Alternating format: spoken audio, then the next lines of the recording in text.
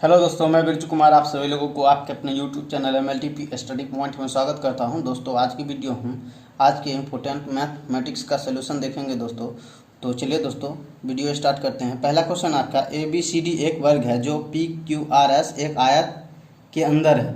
AB बराबर 3, PQ बराबर 4 तथा QR बराबर 6 है। तो ABCD के बाहर और PQRS के अंदर का क्षेत्रफल क्या होगा। तो देखिए दोस्तों, PQRS जो आयत है उसका अंदर एक वर्ग है। ABCD एक वर्ग है जिसमें AB बराबर यानी वर्ग की भुजा दिया हुआ है आपका 3 और आयत की लंबाई और चौड़ाई दिया हुआ आपका 4 और 6। क्या कह रहा है, जो आयत के अंदर का क्षेत्र और वर्ग के बाहर का क्षेत्र। तो देखिए यही बचेगा, जो वर्ग के बाहर है और आयत के अंदर का क्षेत्र यही होगा। तो इसका क्षेत्रफल निकालने के लिए दोनों के बीच का क्षेत्रफल बराबर होगा आयत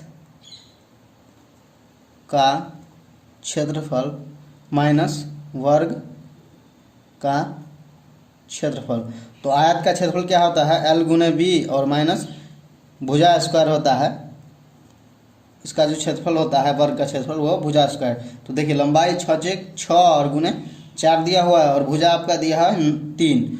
तो 3 का स्क्वायर, तो 6 चौक हो जाएगा आपका 24 और माइनस 3 तिया 9, यानी कि आपका हो जाएगा 15। 24 में से 9 जाएगा तो 15 हो जाएगा। ऑप्शन सी आपका सही हो जाएगा। जो बचा हुआ क्षेत्रफल होगा उसका जो क्षेत्र का क्षेत्रफल होगा वो 15 होगा।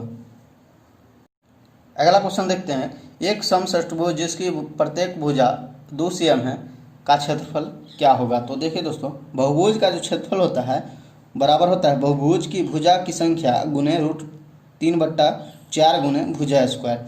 तो बहुभुज की जो संख्या होगा भुजा की संख्या वो क्या होगा, समषष्ठभुज यानी कि 6 अगुने √3/4 अगुने भुजा कितना 2 cm दिया है। तो 2 cm का स्क्वायर यानी 2 बार लिख दीजिए तो ये कट जाएगा। तो आपका जो हो जाएगा उत्तर 6√3। ऑप्शन बी आपका सही हो जाएगा। अगला क्वेश्चन देखते हैं। एक समचतुर्भुज के विकर्णों की लंबाई 8 cm व 6 cm है।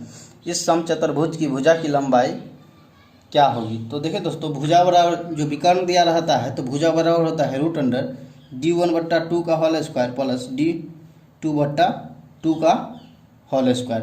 तो D1 हो गया आपका 8 cm और D2 हो गया 6 cm। तो भुजा बराबर निकाल लीजिए। भुजा बराबर रूट अंडर आपका दिया हुआ D1 कितना दिया हुआ 8/2 का होल स्क्वायर प्लस D2 दिया हुआ है आपका 6/2 का होल स्क्वायर। तो हो जाएगा आपका ये हो जाएगा आपका 4 का होल स्क्वायर और प्लस ये हो जाएगा आपका 3 का होल स्क्वायर। तो ये हो जाएगा √16 प्लस 9 तो बराबर हो जाएगा √25 यानी कि 5। आपका भुजा बराबर जो हो गया वो हो गया आपका 5। अगला क्वेश्चन देखते हैं। A पर पावर x बराबर b और b पर पावर y बराबर c और c पर पावर z बराबर a हो तो x y z का मान क्या होगा। तो देखिए दोस्तों, इसको कैसे सॉल्व करते हैं। लिख लीजिए a पर पावर x बराबर कितना दिया हुआ है आपका b और b पर पावर y बराबर कितना दिया हुआ है आपका c और c पर पावर z बराबर कितना दिया हुआ है a। तो देखिए दोस्तों, a बराबर हम लिख सकते हैं c पर पावर z। तो इसमें देखिए a बराबर लिख दीजिए। अगर a बराबर लिखिएगा तो c पर पावर z आप पावर x हो जाएगा बराबर b। तो हो जाएगा आपका c z पर पावर zx बराबर b।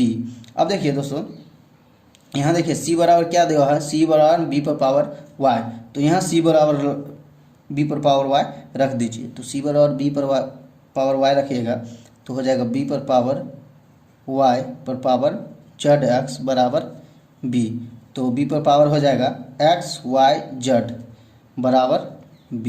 तो देखिए दोस्तों दोनों, और इस पर देखिए b पर पावर कुछ नहीं है तो इस पर 1 हम रख सकते हैं। और देखिए दोनों का जो बेस समान है, बेस समान रहेगा तो पावर भी समान होगा। तो यहाँ पर x y z बराबर आपका हो जाएगा 1। ऑप्शन डी आपका सही हो जाएगा। अगला क्वेश्चन देखिए। 3 संख्याओं का औसत 12 है जिनमें सबसे बड़ी संख्या 16। यदि सबसे छोटी संख्या सबसे बड़ी संख्या की आधी है तो तीसरी संख्या क्या होगी। तो देखिए सबसे बड़ी संख्या 16 हो जाएगा।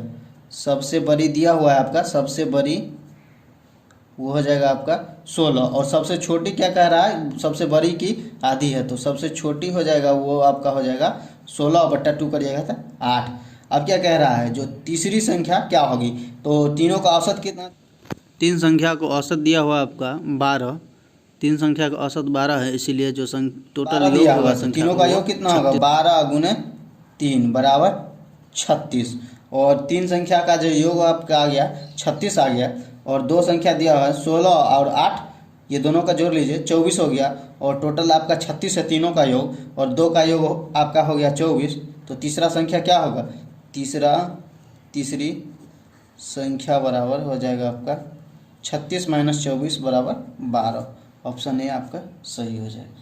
अगला क्वेश्चन देखते हैं, बिंदु 4,5 और बिंदु -2, -1 का मध्य बिंदु क्या होगा। तो मध्य बिंदु बराबर होता है दोस्तों, मध्य बिंदु बराबर एक फार्मूला होता है x1 + x2/2 y1 + y2/2। तो देखिए दोस्तों, इसमें x1 हो जाएगा 4 और x2 हो जाएगा -2, तो 4 - 2/2, और कोमा हो जाएगा आपका y1 5 और -1/2। तो ये कितना, 4 में से 2 जाएगा 2/2 यानी कि 1, और ये हो जाएगा 5 में से 1 जाएगा तो आपका हो जाएगा 4, और 4/2 यानी कि 2। तो आपका आ गया जो मध्य बिंदु होगा वो 1 और 2। तो देखिए ऑप्शन सी एम में आपका 1 और 2 दिया हुआ है। तो अगला क्वेश्चन देखिए, 2 घंटा एक दिन का कितना प्रतिशत होगा। तो देखिए दोस्तों, एक दिन में कितना 24 घंटा होगा, तो 24 का x परसेंट हटा दीजिए तो 100 हो जाएगा बराबर 2। तो इसे काटिएगा तो हो जाएगा ये 12 से कट जाएगा, ये 3 चौक 12, ये 25 चौक 100। तो x बराबर आपका आ गया 25 और बट्टा 3%। तो आपका ऑप्शन ए सही हो जाएगा। अगला क्वेश्चन देखिए, यदि 24 व्यक्ति प्रतिदिन 7 घंटे कार्य करके एक कार्य को 27 दिनों में पूरा कर सकते हैं, तो 14 व्यक्ति रोजाना 9 घंटे की कार्य दर से इसे कितने दिनों में पूरा कर सकते हैं। तो देखिए दोस्तों, 24 व्यक्ति काम करता है और 7 घंटे रोज काम करता है, और करता कितना दिन है, 27 दिन करता है। तो इसका जो टोटल काम हो जाएगा वो इतना हो जाएगा, बराबर कर दीजिए 14 और गुने 9 घंटे, और कितना दिन में करेगा, मान लीजिए x दिन में करेगा। अब इसे काटिए तो ये कट जाएगा, 7 दूनी 14 आपका, 2 12 दूनी 24, 9 तिया 27, 9 तो x बराबर आपका आ गया 12 गुने 3, x बराबर आपका हो गया 36। ऑप्शन सी आपका सही हो जाएगा। अगला क्वेश्चन देखिए, किसी कार्य को ए व बी 12 दिन में, बी और सी 15 दिन में तथा सी और ए 20 दिन में पूरा कर सकते हैं। उसी कार्य को स्वतंत्रतापूर्वक करने के लिए ए बी सी में से प्रत्येक क्रमशः कितने दिन का समय लगेगा। तो देखिए दोस्तों, इसको कैसे सॉल्व करते हैं। ए और बी कितना दिया हुआ है, ए प्लस बी लिख लीजिए, आपका दिया हुआ है 12 दिन, और बी प्लस सी दिया हुआ है आपका 15 दिन, और सी प्लस ए दिया हुआ है आपका 20 दिन। तो ये ए और बी 12 दिन में काम करते हैं, तो एक दिन में 1/12 करेंगे। इसी तरह बी और सी एक दिन में 1/15 भाग करेंगे, और इसी तरह सी और ए एक दिन में 1/20 भाग करेंगे। तो और तीनों को जोड़ लीजिए तो हो जाएगा आपका 2a + 2b + 2c बराबर कितना हो जाएगा, इसको बराबर कर लीजिए, इसका लघुत्तम लीजिएगा तो आपका हो जाएगा लघुत्तम 60। तो 12 पंचे 60, 15 चौक 60 और 20 तिया 60, 5 4 9 और 3 12, ये हो जाएगा। दो कॉमन लीजिए, a + b + c बराबर हो जाएगा, ये देखिए 12/60, 12 पंचे 60, a + b + c बराबर हो जाएगा। ये देखिए इधर गुना में है तो इधर भाग में हो जाएगा, तो 1 और ये 5 दूनी 10। तो a + b + c आपका कितना 1/10, एक दिन में 1/10 भाग करता है, तो टोटल जो काम होगा वो कितना दिन में, 10 दिन में कर लेगा। तो एक a प्लस तीनों मिलके 10 दिन में कब कर लेगा। तो अब क्या कह रहा है कि जो ए बी सी प्रत्येक क्रमशः कितने दिनों में समय लगेगा। तो देखिए दोस्तों, ए और बी सी, देखिए अब क्या करना है आपका, ए बी दिया हुआ है 12 दिन में, तो आप इसे सी का निकाल लीजिए। तो टोटल निकाला हुआ है 1/10 दिन में 1 भाग करेगा, तो सी के लिए सी बराबर ए और बी का घटा लेंगे तो सी का निकल जाएगा। तो ए बी दिया हुआ आपका 1/12 यानी 12 दिन में करता है तो एक दिन में 1/12 करेगा। तो सी बराबर आपका हो गया, ये इसका लघुत्तम लीजिएगा तो आ जाएगा आपका 60 आएगा। तो 10 छोक 60 और 12 पंचे 60 यानी सी बराबर आ गया 1/60। एक दिन में इतना करेगा तो टोटल काम कितना करेगा, कितना दिन में करेगा, तो सी का आपका आ गया ये टोटल काम 60 दिन में करेगा। तो सी 60 दिन में करेगा। इसी तरह आप निकाल लीजिए ए बी सी का आपका दिया हुआ है 1/10। तो अब बी का निकालिए, बी बराबर हो जाएगा, बी बराबर निकालने के लिए आप ए और सी को घटा लीजिएगा तो बी का निकल जाएगा 1/-1/20। तो इसको घटाइएगा तो इसका लघुत्तम हो जाएगा 20। 10 दूनी 20 माइनस 20 इकाई 20 तो 1/20 यानी जो बी का जो आ गया वो टोटल काम करेगा कितना दिन में, 20 दिन में। अब निकालिए ए का। अब ए का निकालने के लिए आपको बी और सी को माइनस करना होगा। तो तीनों मिला के 1/10 दिन एक कार्य करता है तो माइनस और ए का निकालना है इसीलिए बी और सी को घटा देते हैं 1 - 1/15। तो बराबर हो जाएगा आपका, इसका लघुत्तम लीजिएगा तो इसका भी लघुत्तम 30 आएगा। तो 10 तिया 30 और 15 दूनी 30।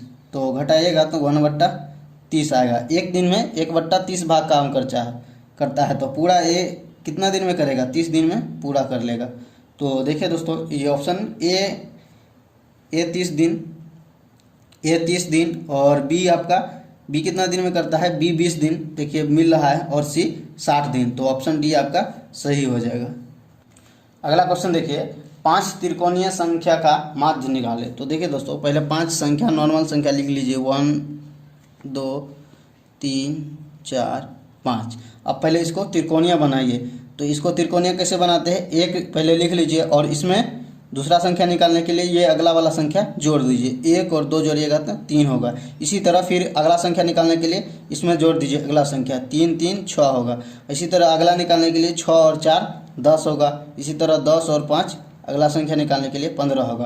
क्या कह रहा है, अब इसका माध्य निकाल लीजिए। तो माध्य निकालने के लिए क्या करते हैं, सबको जोड़ देते हैं और जितना संख्या रहता है उससे भाग दे देते हैं। तो सबको जोड़िए, 15 10 25 और 25 6 और 25 6 31 और 3 1 4 यानी 35। अब बट्टा आपका कितना है, संख्या कितना है 5।